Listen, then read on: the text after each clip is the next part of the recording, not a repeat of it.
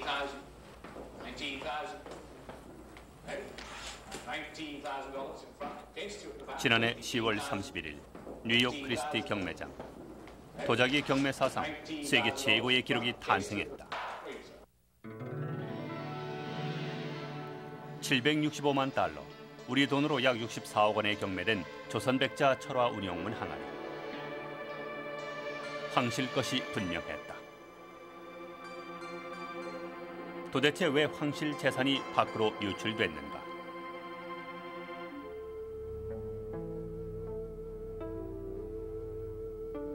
그러나 우리는 그 실마리를 쉽게 찾을 수가 없다. 그 의문을 풀어줄 모든 기록들이 흔적도 없이 사라져버린 것이다.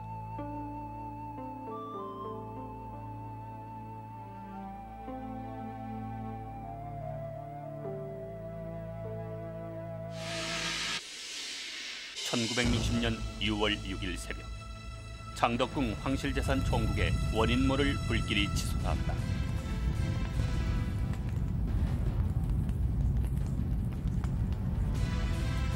그리고 황실재산에 관한 모든 기록이 불타버렸다.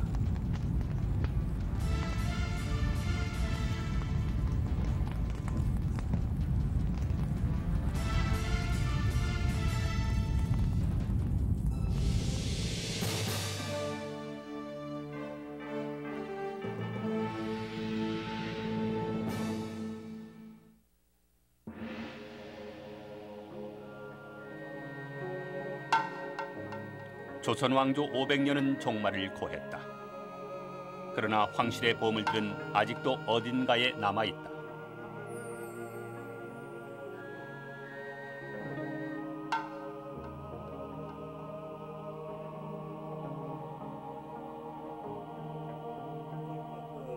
지난번 그 크리스티 경매에서 64억 원에 그 팔린 그 용항아리입니다. 이 황실에서 사용했던 그 용은 그 발톱이 우선 틀리죠. 그 일반인들이 썼던 그 발톱들은 되게 지금 여기 있는 이 용항아리를 비교해 볼 때 발톱이 4개로 되어 있어요. 4개. 예. 그런데 그 황실에서 사용했던 그 용항아리는 그 발톱이 지금 현재 그 크리스티 경매에 경매했던 이 항아리인데 그 발톱이 3개밖에 없어요. 3개가 아니면 5개예요. 그런데 그 제가 그 수천 개의 그 용항아리를 봤는데 발톱이 4개짜리는 거의 다 그 상당히 많아요. 그러니까 수천 개의 그 용항아리가 거의 다 발톱이 4개예요. 그런데 그 발톱이 5개나 3개는 그저 불과 지금 몇 개 지금 보이는 것이 몇 개 정도밖에 되지 않습니다. 이 씨는 크리스트에서 경매된 이 용항아리가 일본인 소유였다고 전했다. 조선 미술품 취급하는 집이 대충 몇 집 정도 됩니까? 일본에 전부 아마 한 5, 60집 정도 아마 될 거예요. 네.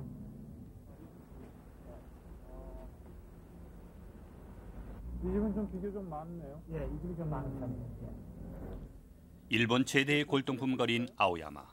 어디서나 쉽게 조선 문화재를 발견할 수 있다. 고미술 전문가 이 씨는 일본의 황실용 항아리는 알려진 것만 5개가 있다고 했다. 우리는 그중 하나를 취재할 수 있도록 허락을 받았다.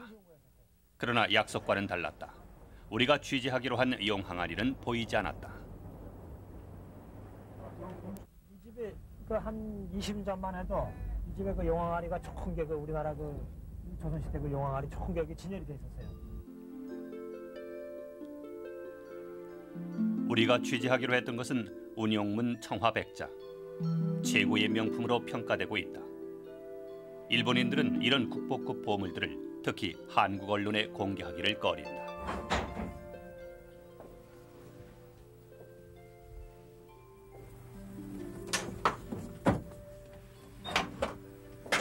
우리나라에도 2개의 용항아리가 있는 것으로 알려져 있다. 하나는 모 재벌의 개인 박물관에, 또 하나는 궁중유물 전시관 수장고에 있다.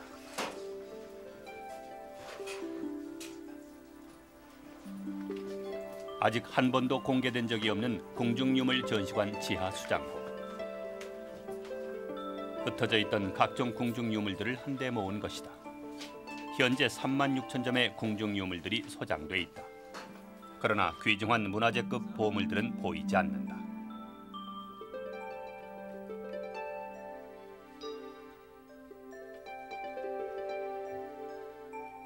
궁중유물 전시관 바닥 한 구석에 놓여 있는 용항아리.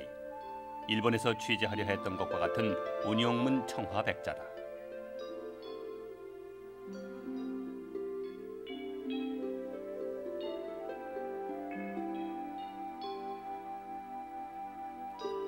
그러나 안타깝게도 깨져 있다. 이것이 바로 우리 황실 재산의 현 주소다.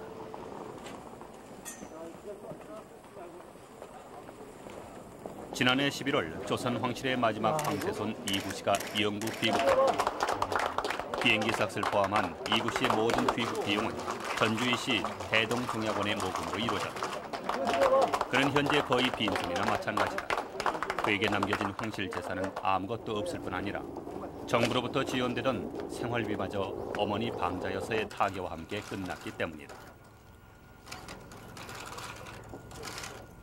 이구씨는 도착하자마자 종묘에서 역대 선왕들에게 황새손이 영구 귀국했음을 알리는 소유제를 지냈다.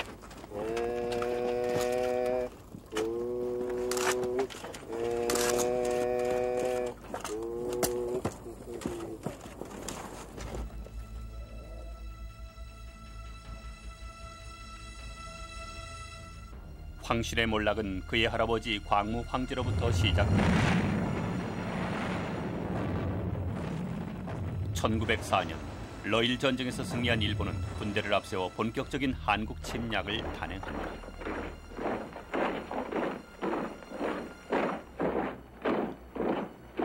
서울에 파견된 이토 히로부미를 통해 일제가 국권 탈취를 위해 했던 첫 번째 조치는 황실 재산 정리였다.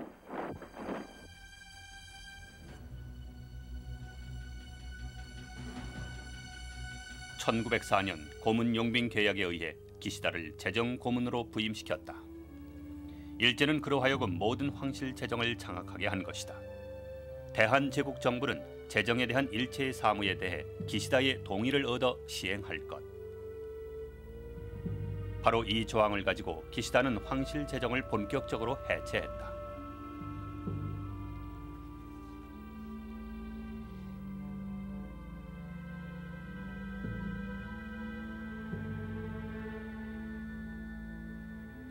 서울대학교 규장각. 이곳에는 일제가 황실 재산을 해체하면서 만든 수많은 문서들이 남아있다. 문서들의 상당수는 아직 연구조차 이루어지지 않고 있다.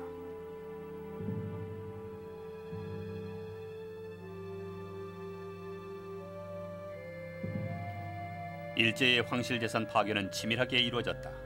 은행의 당좌 거래에서 현금 영수증에 이르기까지 황실의 모든 현금 거래 관계를 철저히 챙겼고 전국에 산재했던 황실 토지들을 조사했다.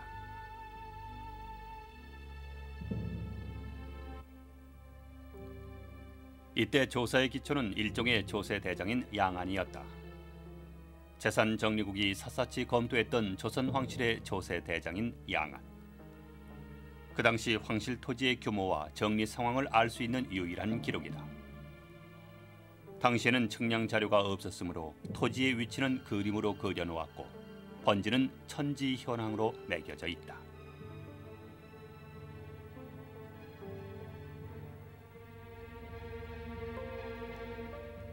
그리고 각 토지의 소유자가 기록돼 있다.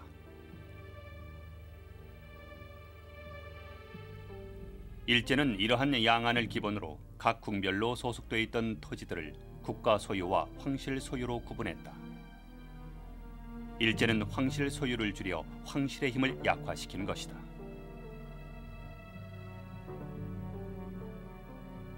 그 결과 일제의 황실 재정 정리가 일단락된 1908년 총 10만 4천 정보의 황실 토지가 국유화됐다.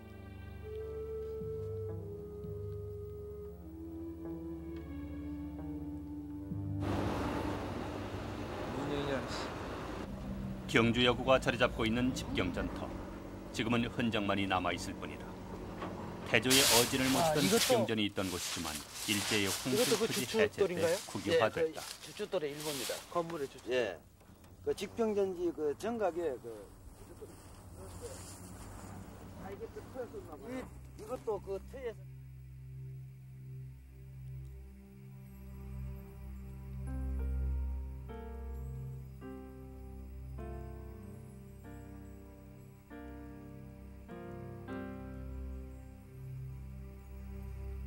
일제의 황실토지 해체 당시 몰수되지 않고 남은 황실 땅은 국능 원묘 등뿐이었다. 소유주는 모두 창덕궁으로 표기됐는데 순종이 그 당시 창덕궁에 기거했기 때문이었다. 1908년까지 몰수되지 않은 황실토지는 일본 국내성 산하 이왕직에서 1937년 만든 재산 목록에 나타나 있다. 이 목록은 해방 후 미 군정기 황실재산 정리의 기초 자료로 쓰였는데 논, 밭, 대지, 잡정지, 임야 등 일제에 의해 몰수되고 남은 황실재산이 자세히 기록돼 있다. 기록에 의하면 1937년 당시 이왕직이 관리하던 황실 토지가 임야와 토지를 합쳐 모두 5만 6천 정보였다.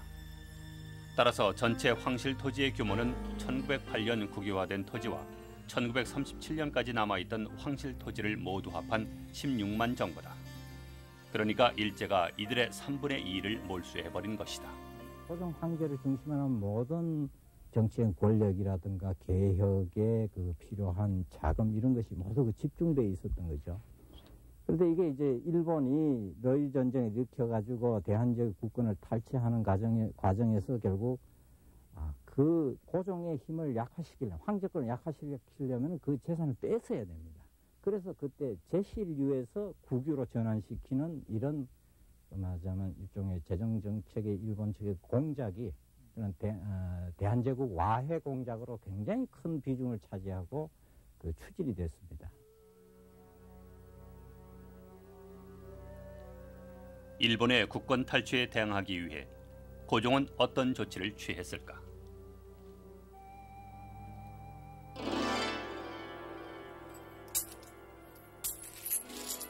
최근 서울대 김기섭 교수의 연구에 의해 고종은 국권 회복을 위한 자금을 일본 몰래 상해에 숨겨두고자 했던 사실이 밝혀졌다. 그 증거로 김기섭 교수는 당시의 기록 하나를 제시했다. 상해의 독일계 은행에 고종이 돈을 입금할 당시 주한 독일 공사가 보증한 기록이다.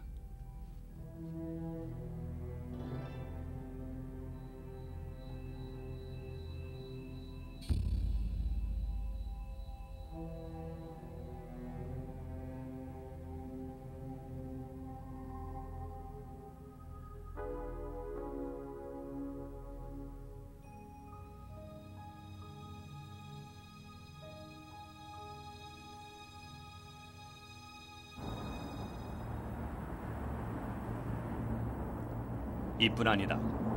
일본 외무성 사료관에는 고종의 또 다른 비밀 자금에 관한 기록이 남아있다. 최근 공개된 일본 외교 문서에 쓰인 한국 황실 예금 조사에 관한 기록이 바로 그것이다.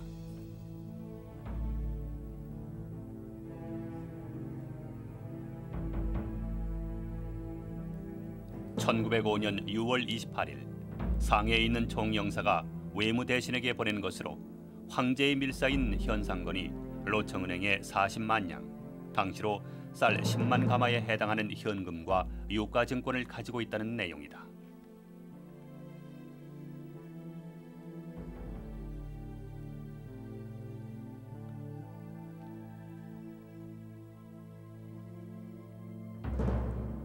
고종의 비밀 자금은 어떻게 쓰였을까? 이란 외교 자료 집성에는 이또가 고종이 의병과 관계를 맺고 있고 그들에게 독립자금을 지원한다는 사실을 본국에 알리겠다고 고종을 협박하는 내용이 적혀 있다. 본관은 궁중과 의병과의 관계를 알고 있고 그들과 몰래 연락하고 있으며 궁중에서 자금을 공급하고 있다는 증거도 갖고 있다.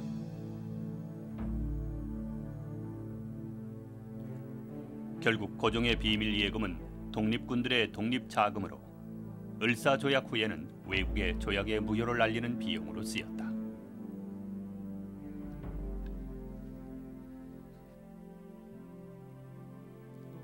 또한 고종은 초대 미국 공사 알렌에게 친서와 1만 달러를 주기도 했고 1907년 헤이그 만국평화회의에 산밀사를 파견한 비용으로도 지출됐던 것이다.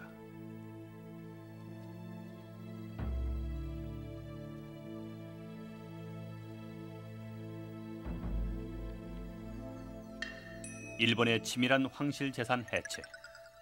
그것은 고종과의 힘겨루기였다. 그러나 일제에 저항했던 고종은 결국 폐위되고 순종이 즉위하면서 황실 재정도 완전히 해체되고 만다.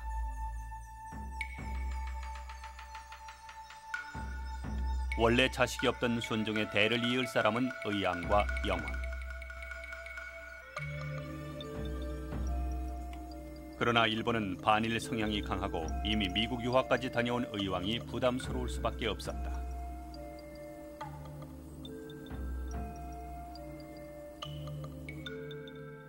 결국 어린 영왕이 황태자에 책봉됐고 그는 7살 때 이토 히로부미의 손에 이끌려 일본의 볼모로 잡혀간다.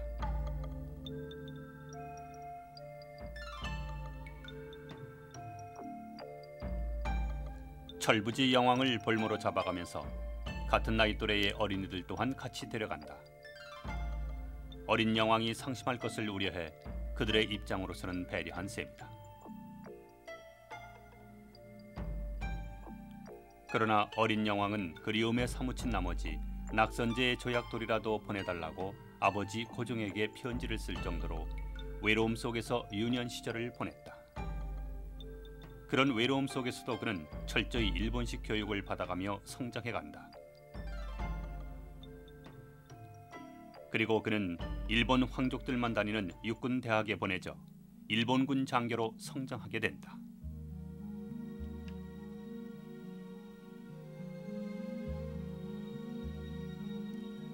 일본 제국주의는 선일융화라는 명목으로 나시모토가의 이방자와 결혼을 시켰다. 그리고 고종에게는 애지중지하는 외동딸 하나가 있었는데 그가 곧 덕혜옹주다. 덕혜옹주는 고종이 죽고 난 뒤 7년 후 11살 때 일본에 강제로 볼모가 된다. 그리고 대마도주의 아들인 종무지 백작과 강제 결혼을 당한다. 황태자로 책봉되지 못한 의왕은 술과 여자로 방탕한 일생을 보낸 것으로 알려져 있다.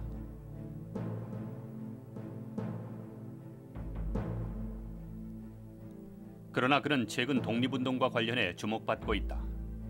거창 군지에 의하면 의왕은 1909년 거창에서 한 달간 머무르면서 거창 일대를 의병의 근거지로 삼으려고 훈련소터와 훈련장을 마련하기 위해 땅을 매수하다가 탄로돼 일경에게 호송당한다.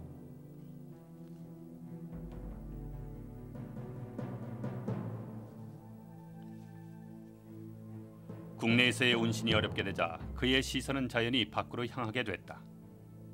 그는 1916년 상해의 독립운동가들과 연계해 망명을 시도했다. 결국 신의주 국경 넘어 안동에서 붙들려 그의 계획은 수포로 돌아가고 말았다.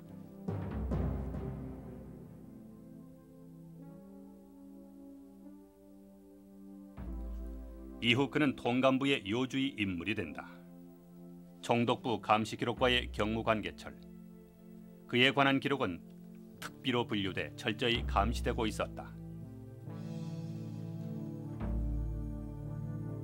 심지어 누구와 만난 시간과 날짜까지 기록돼 있을 정도로 그의 모든 행동은 자유스럽지 못했다.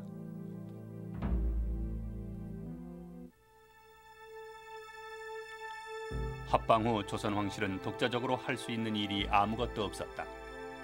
조선왕실의 모든 일은 이왕직이라는 일본 국내성 산하의 한국황실관리기관에서 맡아서 했다.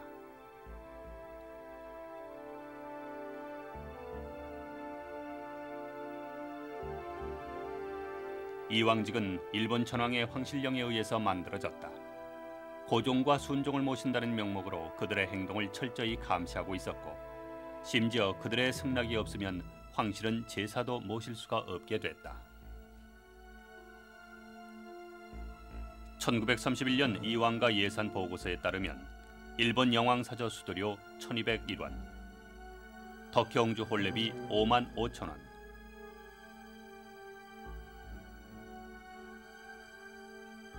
박물관 진열품 구입비로서 조선 고기물류 수집비 5,000원까지 철저하게 책정됐다.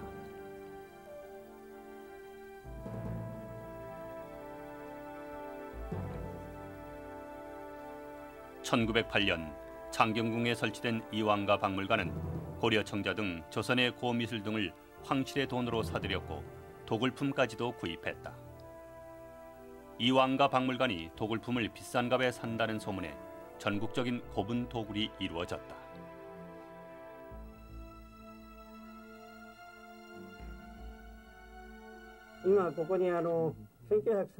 지금 여기에 다나카 만소가 기록한 조선 고려작에 대한 기록이 있습니다. 고려 왕릉군 주변에 가보면 무수한 묘가 도굴돼 어느 산, 어느 언덕에도 벌집 쑤셔 놓은 것 같았다라고요.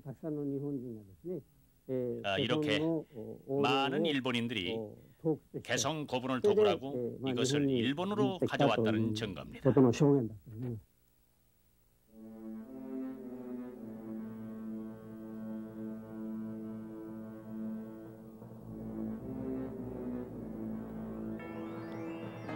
이렇게 도굴해간 우리 문화재들은 도쿄 국립박물관에 전시돼 있다. 연대를 알 수 없는 금관에서 경남에서 출토된 금관에 이르기까지 소중한 문화재들이 이곳에 전시돼 있다.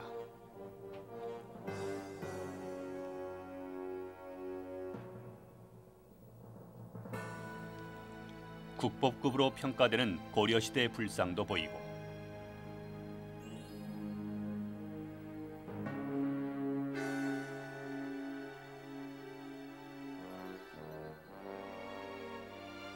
도기로 만든 신라시대 등잔,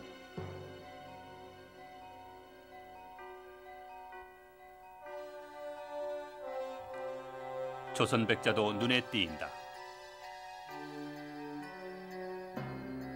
보이는 분청자, 철화 어문병은 15세기 조선시대 작품이다. 그러나 역시 대표적인 것은 고려작이다. 도쿄 국립박물관은 좀처럼 한국 취재팀에게 촬영을 허락하지 않는다. 다만 도록에서 확인할 수 있다. 현재 일본인들이 가지고 있는 고려자기는 국내 소장된 양의 2배인 4만 점이나 된다.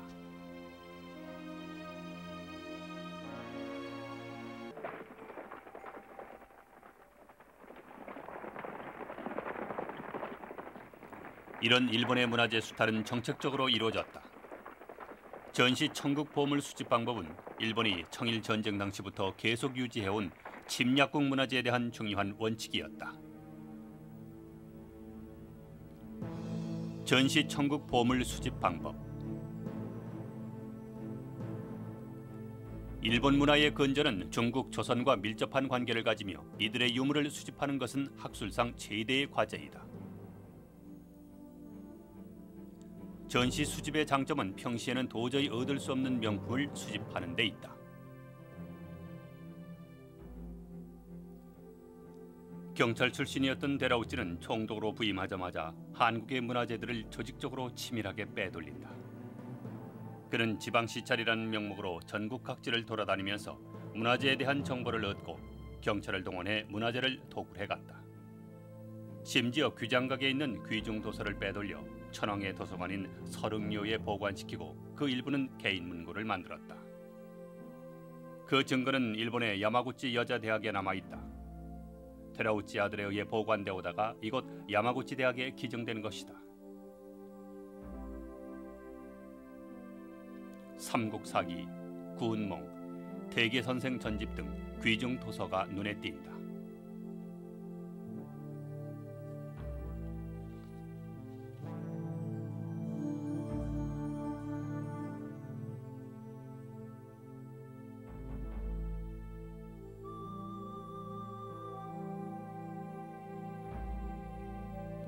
데라우치 문고 중 정축 입학 도첩은 1871년 9살이 된 왕세자가 학교에 입학하는 의식을 그린 것이다.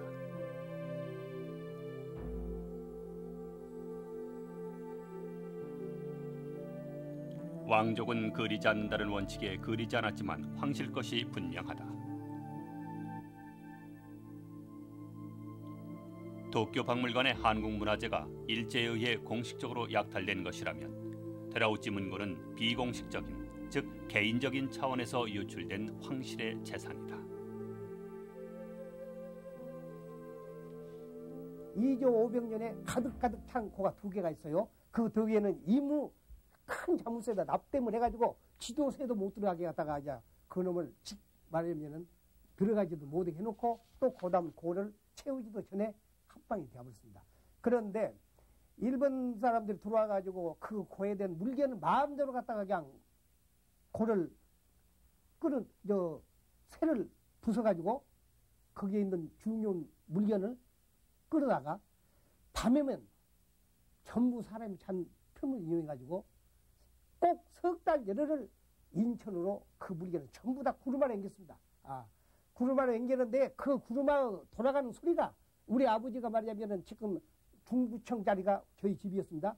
거기서 살고 계셨는데 밤에면은 꼭 일본 놈들이 무엇을 하는 것을 엿보고 계셨습니다. 후면 판매가 되면은 말구루마가 떡떡떡떡 하면서 그걸지 우리나라의 보물을 실고하는 그 말하자면 구루마 소리다 그 말이에요.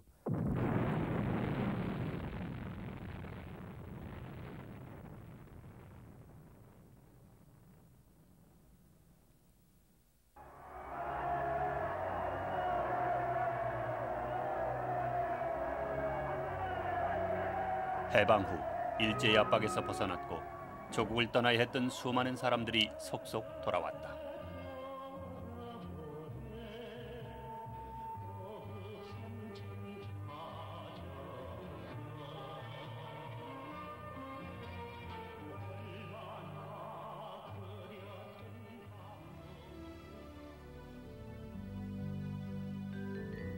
그러나 영왕은 해방된 조국에 돌아오지 못하고 곤궁한 생활을 해야 했다.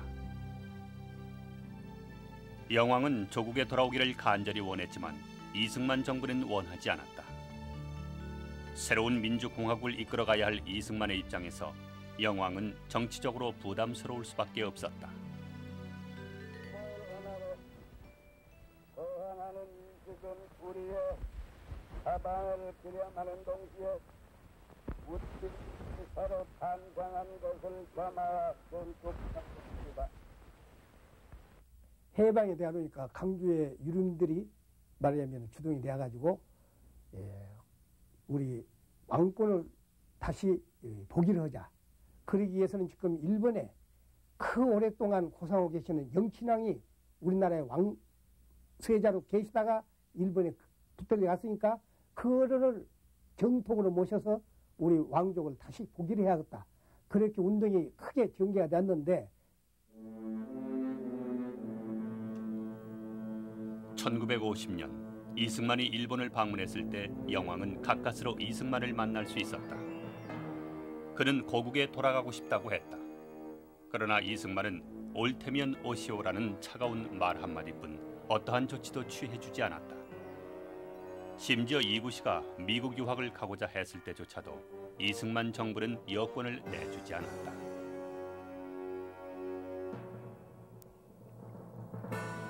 이승만은 구 황실재산법을 제정해 황실이 가지고 있던 모든 재산을 국유화했다. 그러면서 황실의 후손들에게 소액의 생계비를 지급했다. 그러나 영왕에게는 단 한 푼도 지급되지 않았다. 이 당시 모든 구 황실 재산은 창덕궁안 도남문 우측에 있던 황실재산총국에서 관리되고 있었다. 그것은 대통령의 직속기관으로 감사조차 받지 않았다. 1960년 6월 6일 새벽 황실재산총국에 갑작스런 불길이 치솟았다. 황실재산에 관한 모든 기록들이 불탔다.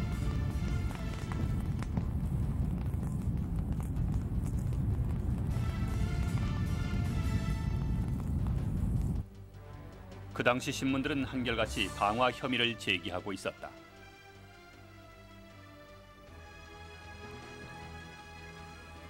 그것은 거기 제가 가가지고 그 재산 목록을 아주 완성하려고요. 재산에 관한 서류는 전부 조사해서 그 조사실에다 갖다 집어넣었어요. 아주 똑똑한 친구, 젊은 친구 셋을 써서 같이 그 작업을 했는데 그 작업하는 과정에 여러 가지 그 비리가 적발됐단 말이에요. 그때 그 직원들 그 근무 상태가 어떤 거니요. 그 관리과 직원들은요. 지도자가 지도를 조사해서 인대하지 않은 그 공지가 돼 있는 거.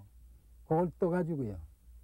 그 저희 도남원 밖에 가면 다방이 많습니다. 다방에 가면 뭐 브로커도 많이 있으니까 브로커도 벌써 이걸 내가 인대해주기 얼마 낼래? 흥정한단 말이에요. 그래가지고 해먹고. 총무과는요. 가령 저희 청소부가 많지 않습니까? 청소부들이 고용한단 말이죠. 그런데 청소부를 갖다가 저희 50명 쓰고 100명, 200명 쓰다고 써볼 수 있잖아요. 그런 식으로 해먹고 말이죠. 또 수의들은 입장료 무지무지하게 빼먹었습니다.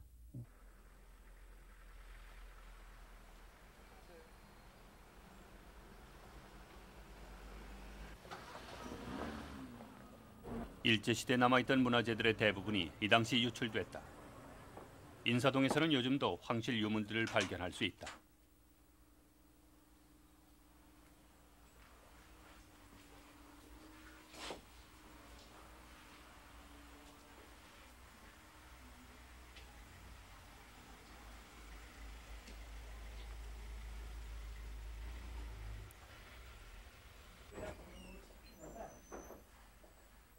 심지어 황실 자동차 번호판까지 유출될 정도다. 이렇게 나온 황실 재산들은 주로 일본에 많이 갔고 국내의 개인들 손에 들어갔다.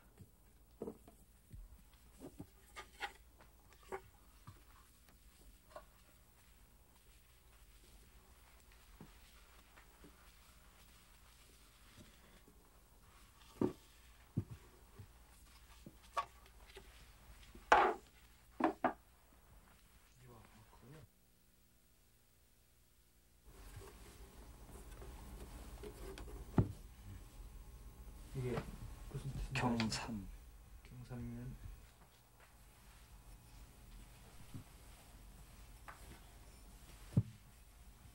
그건 뭐 제기입니까?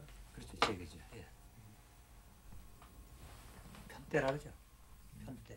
떡을 이거 잘랐을 때 떡을 넣는 거. 네, 잘랐으면 편대라고.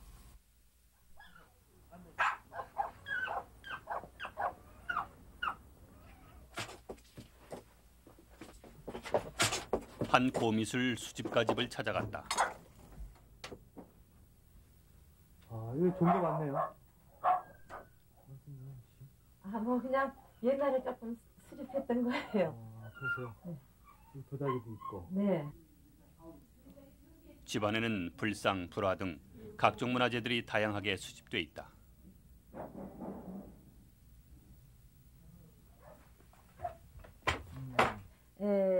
연애 같은 거 할 때요. 차일 같은 거. 예, 차일 같은 거. 임금과 신하들이 야외에서 전치를 할 때 임금이 앉았다는 야외용 의자다.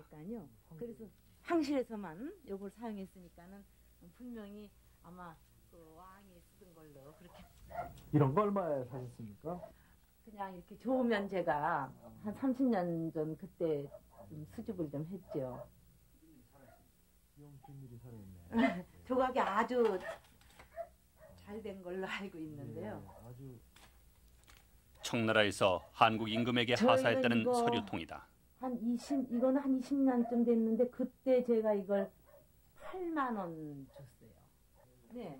내사용으로 쓰던 3층. 황실에 새긴 붉은색을 칠한 홍장이다. 여기 있어요? 예? 좁아서. 그러면요. 요거를 살살 요것만 드러냅시다 그럼. 에? 자, 이거 이건 책 도록에 나와 있는 건데요. 이게 정조대왕의 그 화살을 넣었던 통입니다. 쉽게 얘기하면은. 정조대왕. 예. 그래서 그 저희가 여기 보시다시피 이렇게 제가 목기가 좀 많이 있는데요. 그 궁에서 쓰던 거는 이 장식이 벌써 달라요. 일반 사가에서. 예, 사가에서 쓰던 거 하고. 네? 보통 손잡이가 이래요. 근데 이거는 여기 보세요. 다르죠? 정조 어사 궁시괴. 무슨 뜻이에요? 그러니까는 정조대왕의 화살을 넣던 괴짝이라는 말이죠. 화살 보관 괴짝. 그렇죠. 네. 화살을 넣던 함이죠. 말하자면. 위에도 이렇게 해서 이 안에 보시다시피 이렇게 여기 빨간 실이 이거 뺏기니까 이렇게 된 거예요. 네.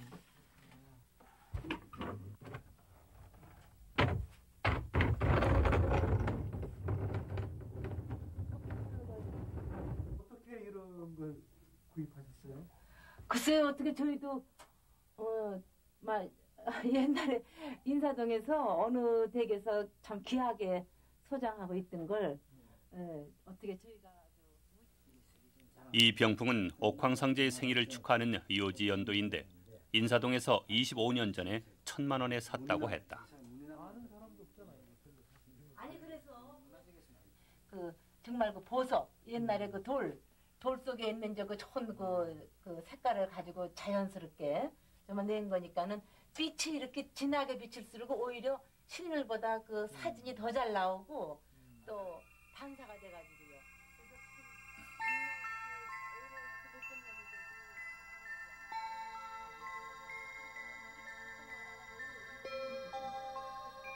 요지 연도의 주제는 옥황상제의 생일날 중국 천자와 바다의 용신, 부처님 등이 축하하러 온다는 것이다. 이처럼 대담한 주제와 화려한 채색의 병풍은 궁중유물 전시관에는 없다.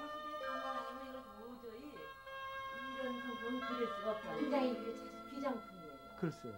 많이 모를 거예요. 궁중유물 전시관이나 중앙박물관에서 볼 수 없는 이러한 귀한 문화재도 60년대 빠져나온 것이다. 이거 방송에 나가면은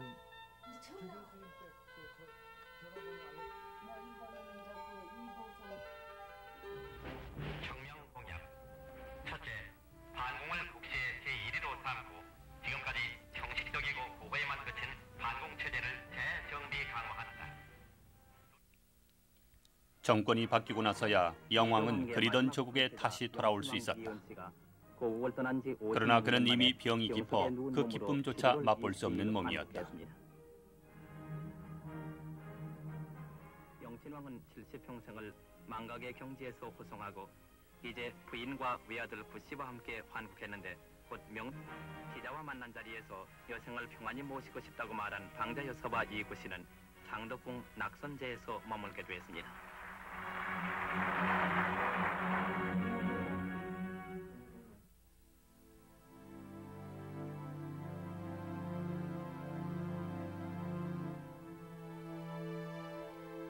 열한 살 때 끌려가 대마도주 아들과 강제 결혼해 불행한 삶을 살아야 했던 덕혜옹주도 50년 만에 다시 돌아와 윤대비를 만났다.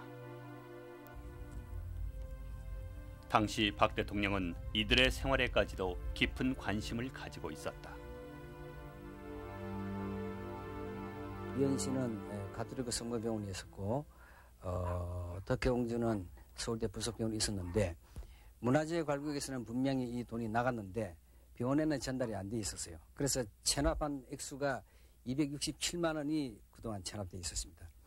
그래서 이것이 저한테 보고가 왔기 때문에 그러면 이걸 어떻게 할 거냐. 그 해결책에 두 가지가 있습니다. 문화재 관국에 예비비가 1,000만 원 있으니까 예비비에서 내주는 방법이 있고 그리고 또 한 가지는 이왕에 구황색 재산, 잡종 재산을 처분하게 되어 있기 때문에 그 재산을 처분했을 때 거기에서 일부 쓰도록 할 수 있는데 이는 두 가지 안을 올렸더니 대통령께서 그럴 필요 없고 바로 그냥 이분비는 청와대에서 내주라. 이래가지고 청와대에서 지불이 되었습니다. 제목은 구황실 이분비 체납 문제 이래가지고 이렇게 박 대통령은 일단 지급된 병원비조차 다시 지급할 정도로 이들 가족에 대해 호의를 베풀었다. PJH로 되십니다. PJ 박정희이기 때문에. 이것이 보조해 줄 것 이것은 박 대통령의 사인입니다. 아 여기 박 대통령 글씨입니까? 예, 바로 글씨입니다. 그러나 황실재산 축소의 큰 변화는 바로 박 대통령 시대에 시작됐다. 자유당 때까지는 황실재산의 대부분이 구황실재산법에 의해 영구보존재산으로 보존되고 있었다. 하지만 62년 3공화국 때부터는 황실재산이라는 개념 자체가 없어지고 황실재산 중 일부만이 문화재로 관리되는데 이때부터 황실재산의 본격적인 해체가 시작된다.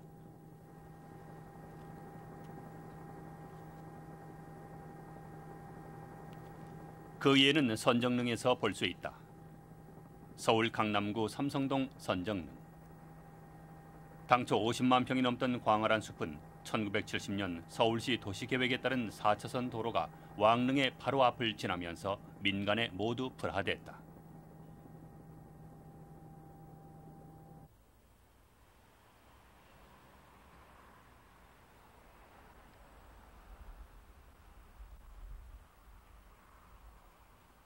지금도 강남구 삼성동 일대에는 그 당시 불화되고 남은 황실 토지가 8필지 2천여 평이 남아있다. 이 땅들은 재정경제원의 위임을 받아 강남구청이 관리하고 있다.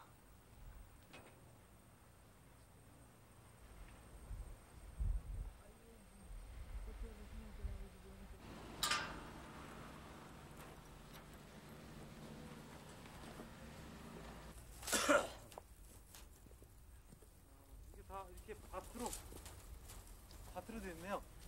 여기가 전체가 한 350여 평 되는 거예요? 현재 여기가 357평입니다. 이게 삼성동 29의 19인데요. 그 땅 여기 보면은 그 문화재 관리국에 있던 거를 저희가 인수받아가지고 재경원에서 인수받아서 저희한테 강남구청의 재산관리 위임해서 우리가 관리하고 있는 땅입니다.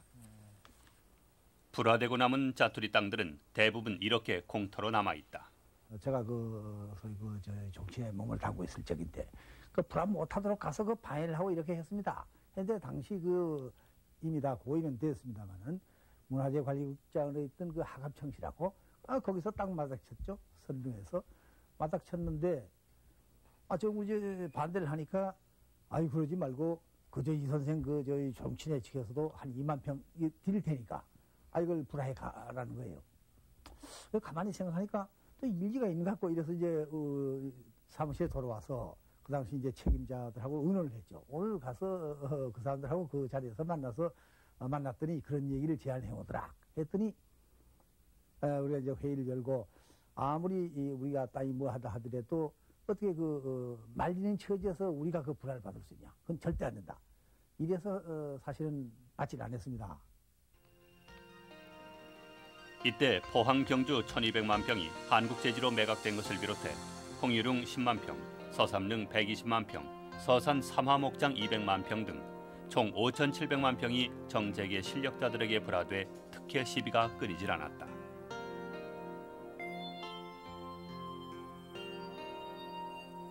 이렇게 해서 해방 후 문화재관리국이 인수받은 1억 200만 평은 산림청에 인계한 재산과 국능원료 800만 평을 제외하고 5,700만 평이 매각되고 이후 200만 평이 재경원으로 넘어갔다.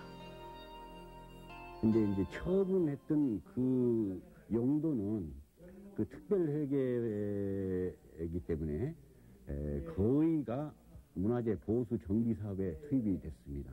그리고 쉽게 말씀드리면은 경복궁의 근정전이랄까, 또 창덕궁의 인정전, 또 남대문, 동대문 같은 이런 보수가 60년대에 이루어졌습니다. 경기도 고양시 서삼릉.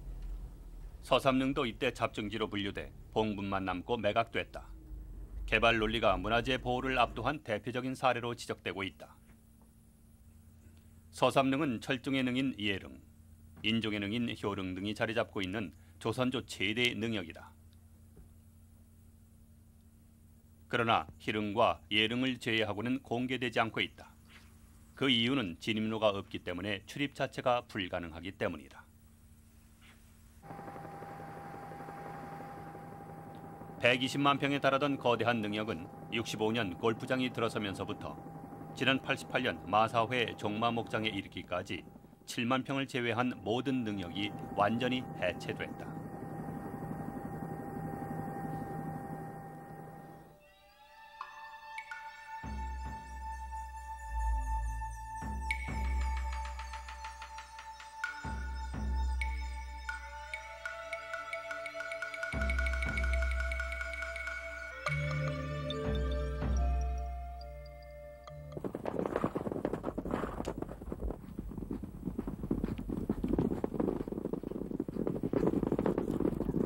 그 결과 왕릉은 이제 말놀이터가 되고 말았다.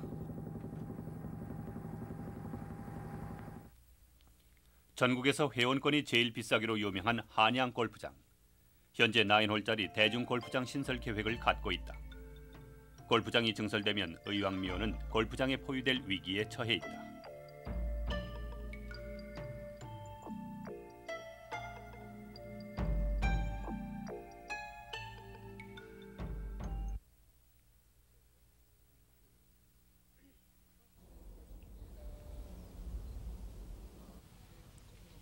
지난해 말 후손들은 의왕미호를 아버지 고종이 모셔져 있는 홍유릉으로 이장했다. 최근 들어 그의 독립운동 행적이 밝혀지면서 재평가가 이루어지기 시작하는 의왕. 그러나 지금까지 의왕미호는 감매장된 상태였다. 그것은 지금까지 의왕에 대한 평가가 제대로 이루어지지 못했다는 사실과 무관하지 않았다.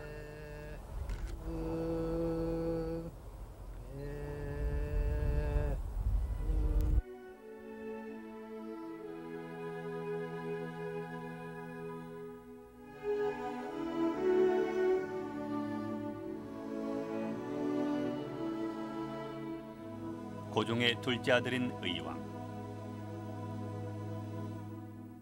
의왕은 모두 12남 9녀의 자녀를 두었다.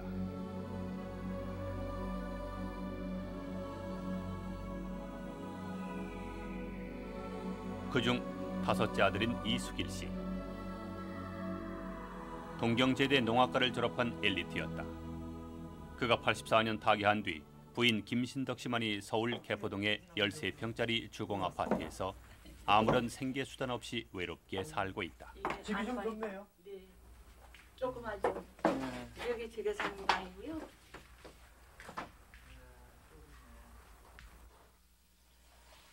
김신덕 씨에게 남겨진 유물은 남편이 아끼던 조그만 탁자 하나뿐.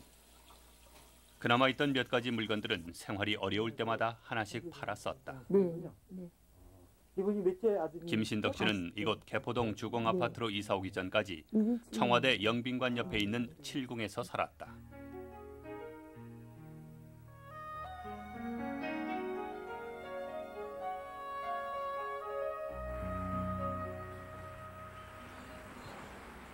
김신덕 씨가 살던 7궁 앞에는 지금도 하마비가 그대로 서 있다. 7궁은 왕비가 아닌 신분으로 왕을 생산한 7명의 비인을 모시는 사당.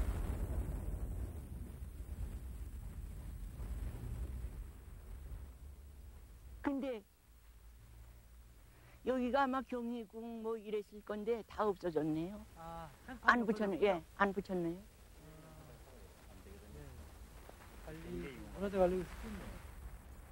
영왕의 모친인 엄비의 사당도 이곳에 있다.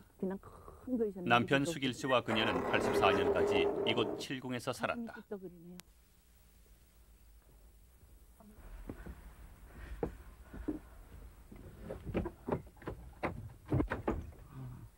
마루인데? 마루예요. 그녀가 살던 안방. 사람이 살지 않은 지 12년. 방 천장 한쪽이 무너져 내렸다.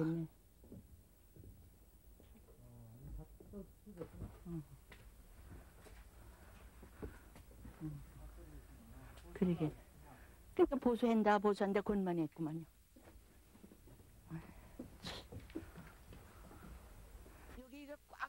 84년 겨울, 당시 청와대 영빈관을 짓던 오공화국 전두환 정권은 청와대의 경호를 이유로 군인들을 동원해 이곳에 살던 가족들을 내쫓았다. 여기 전부 잘난 거 이거 꽉 채워놨었는데 그걸 다 실어갔대, 내다 버렸대요. 그게 무슨 짓이에요? 그냥 정당의 말로 해가지고 내보내지. 그 겨울에 추울 적에 와서 이제 12월 6일 날 왔거든요. 그 6일 날 왔는데 그 소리 듣고 이제 화나서 부랴사랴 왔는데 10일 날 돌아가셨어요. 남편 이수길 씨는 이때 화병으로 사망했다. 지금 이제 그 생활은 어떠세요? 생활이 뭐 말이 아니지. 가야죠 이제. 어떻게 하세요? 모르겠어요 나도. 생활비는 누가 대죠?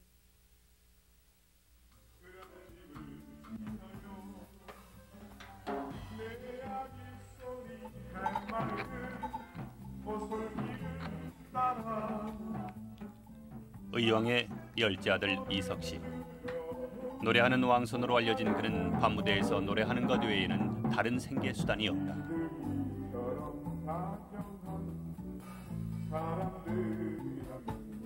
그래서 50이 넘은 나이에도 그는 밤마다 노래를 한다.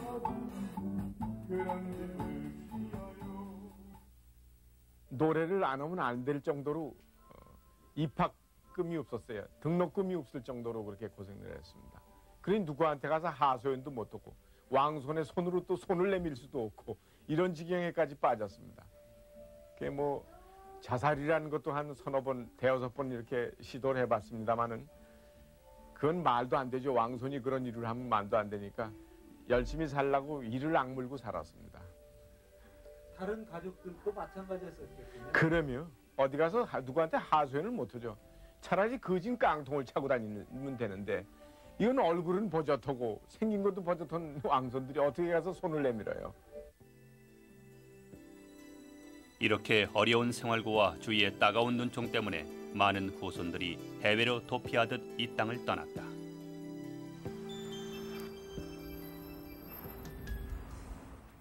혼자 사세요? 네. 예.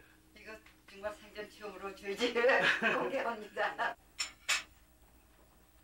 뉴욕시 콜롬비아 대학 근처 한 허름한 아파트. 의왕의 7째 딸인 이혜경 씨는 이곳에서 벌써 31년째 살고 있다.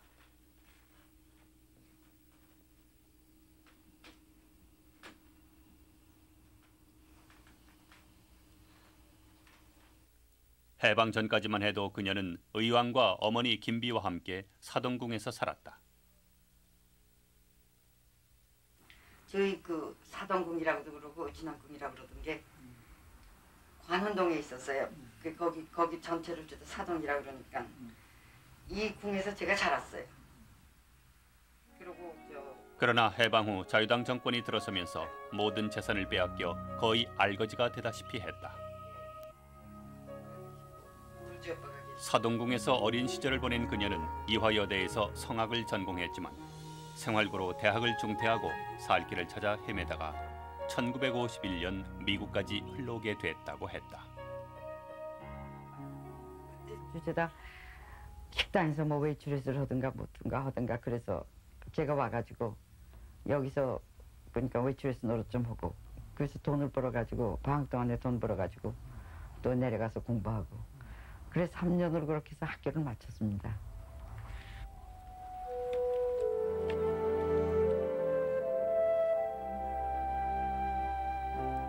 그녀는 결국 프리마돈나의 꿈을 포기하고 생계를 위한 직업을 갖지 않으면 안 됐다. 그래서 결국 잡은 직업이 이곳 콜롬비아 대학 한국부 사서였다. 이곳에서 수많은 한국 역사책을 접하면서 그녀는 자연스럽게 조선 왕조와 아버지 의왕에 대한 관심을 갖게 됐다.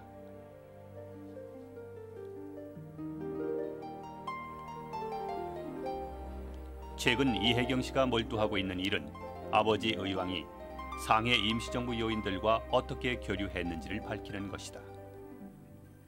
이런 과정에서 아버지 의왕이 켄터키주의 르노와크 대학 재학 시절 상해 임시정부의 부통령을 지낸 김규식 박사와 찍은 사진 한 장을 발견하기도 했다.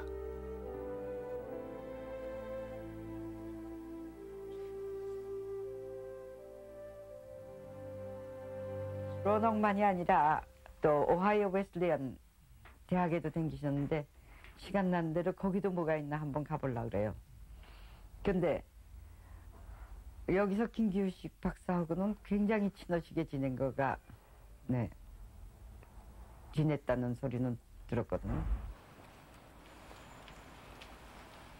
황손들은 국내에서 혹은 해외에서 대부분 힘든 삶을 이어가고 있다. 그러나 이들은 어려운 환경 속에서도 황손으로서 품위를 잃지 않으려 애쓰고 있다. 예, 저는 그 황실에 대한 우리의 그 일반적인 이해가 지금 아주 잘못되어 있다고 생각합니다. 사실은 그 가장 그 국가를 유지하고 그러면서 그 외침을 막는데 가장 그 열심히 노력하고 또 국가를 유지하기 위해서 근대화 시책에도 가장 열심히 일을 했던 사람이 당시에 그 황제였습니다. 그런데 그것이 일본이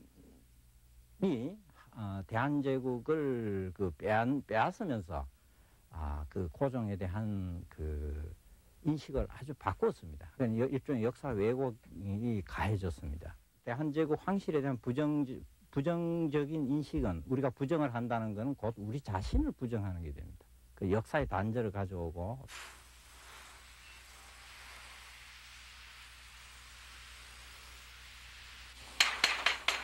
몇 년 전부터 정부는 경복궁, 창덕궁, 창경궁 등을 비롯해 주요 황실문화재에 대한 대대적인 복원 공사를 펼치고 있다.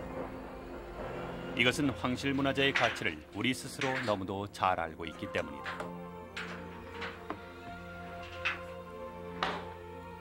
그리고 우리는 일제에 의해서 해체된 황실 재산을 이렇게 복원하는 것이 수치스러운 역사를 바로잡는 것이라 믿고 있다. 그러나 일본이 왜곡시킨 역사의 희생자를 복원시키는 데는 관심을 기울이지 않고 있다.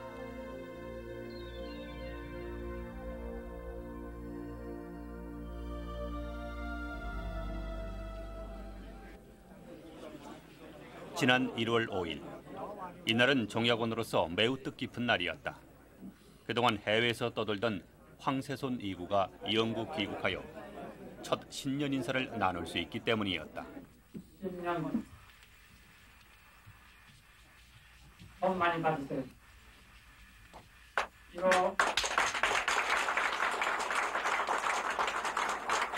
이 한국은 문화 제2구에서 선물 받았습니다. 그래서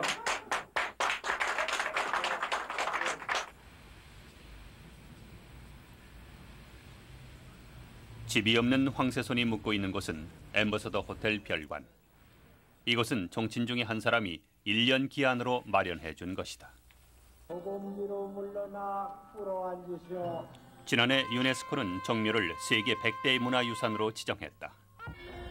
그 이유는 정묘의 건축미에 있다기보다는 오히려 종묘 제례의 문화적 가치에 있다고 전문가들은 말한다. 조선의 역대 왕에게 제사를 지내는 유교적 전통이 세계 문화유산으로 평가받은 것이다. 이곳에서 제사를 주관하게 된 황세손 2구. 그의 불행은 물론 일제가 만든 것이다. 그러나 우리의 잘못도 간과할 수 없다. 일제가 왜곡하고 파괴한 황실의 역사. 그 해체된 황실 역시 우리의 역사인데 진지하게 되돌아보지 않았기 때문이다. 지금처럼 구황실을 방치한다면 언젠가 이 종묘 제례의 전통도 사라져버릴지 모른다.